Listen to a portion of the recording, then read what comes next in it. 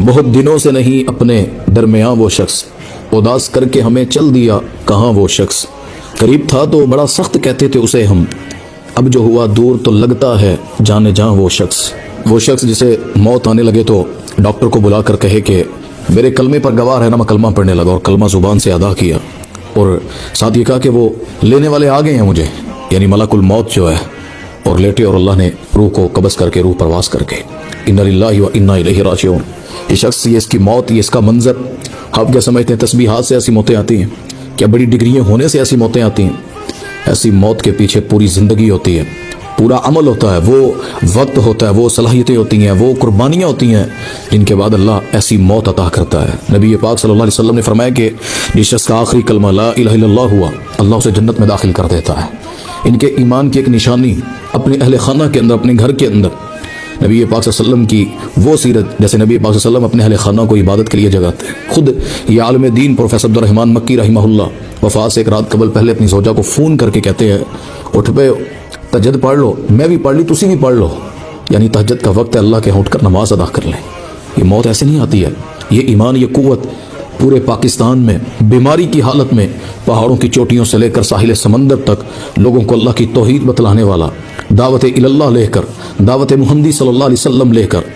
پاکستان کے نظریے کو لے کر، دو قومی نظریے کو لے کر، پاکستان کی مایوس اور ہر وقت اپنے دل میں نفرتیں پیدا کرنے والی عوام کے سامنے جا کر بتلایا کہ لوگوں، قرآن کیا کہتا ہے، تمہارا نبی تمہیں کیا کہتا ہے، تمہاری اصل سیاست کیا ہے، تمہارا اصل دین کیا ہے، تمہارا اصل جہاد کیا ہے، جہاد کی نوعیتیں کیا ہیں، کس جگہ پر کھڑے ہو، کفار تمہارے خلاف کیا سازشیں کر کے کھڑا ہے، تم نے اپنا دفاع کیسے کرنا ہے، پاکستان کو کیسے بچانا ہے، اپنے دین کو کیسے بچانا ہے۔ وہ مایوس نوجوان جو دلوں کو مردہ کر بیٹھے ہوں، اللہ کی قسم جب یہ ممبر پہ چڑھتے اور اپنی مسکن پہ بیٹھ کر دعوت اللہ اور قرآن، وہ عربی، وہ اردو، وہ فارسی، وہ انگلش،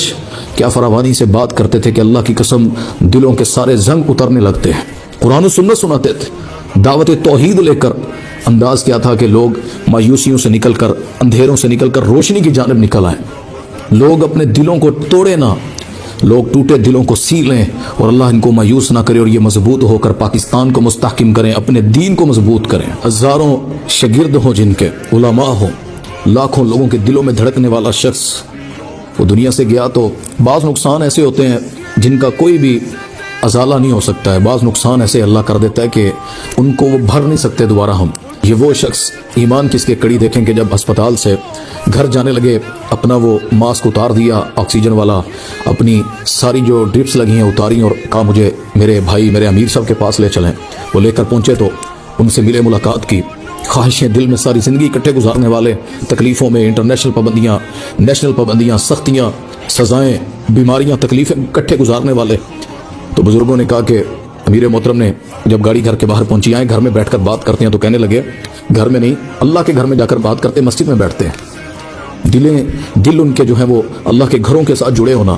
میرے بھائی، ان کے مشن کو سمجھنا ہو، ان کو جاننا ہو، تو آپ ان کے نظریے کو، ان کی دعوت کو، ان سے اصل محبت یہی ہے کہ ان کے مشن کو لے کر، قرآن و سنت کے، اسلام کے، پاکستان کے مشن کو لے کر دشمنوں کے خلاف سیسا پلائی دیوار بن کر، جو کفر اتنا خوش ہے، ان کے اوپر اتنی خوشیاں منا رہا ہے، انشاءاللہ ان کے چاہنے والے، ان کے روحانی فرزند دنیا کو بتلائیں گے کہ انشاءاللہ مکی دنیا سے گیا ہے، مکی کا نظریہ، مکی کی فکر، مکی کی دعوت جو ہے اللہ کی طرف بلانے والی، اسلام والی، جہاد والی، انشاءاللہ وہ آج بھی مسلمانوں کے دلوں میں دھڑکتی ہے، اور انشاءاللہ پاکستان کے مستحکم ہونے اور اسلام کا جھنڈا دنیا میں لہرانے تک انشاءاللہ یہ آواز کوئی دبنے نہیں دے گا۔